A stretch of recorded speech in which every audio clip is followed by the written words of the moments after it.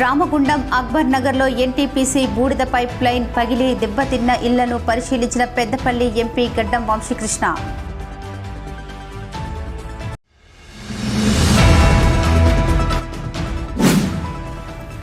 జమ్మూ కాశ్మీర్ పర్యాటకులపై ఉగ్రవాదుల దాడి హేయమైన చర్య.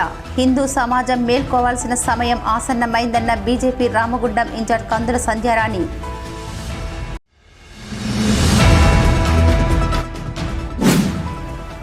రామగుండం మున్సిపల్ కార్యాలయంలో కొనసాగుతున్న రాజీవ్ యువ వికాసం పథకం దరఖాస్తుల పరిశీలనలో సొమ్ముసిల్లి పడిపోయిన దరఖాస్తుదారుడు.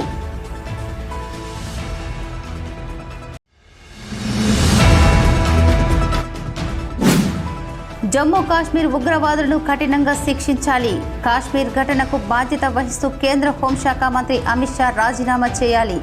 సిపిఎం పార్టీ పెద్దపల్లి జిల్లా కార్యదర్శి వై యాకయ్య డిమాండ్.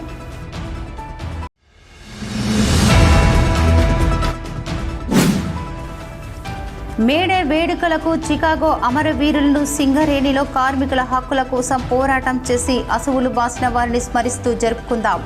తెలంగాణ సింగరేణి ఉద్యోగుల సంఘం నాయకుల పిలుపు.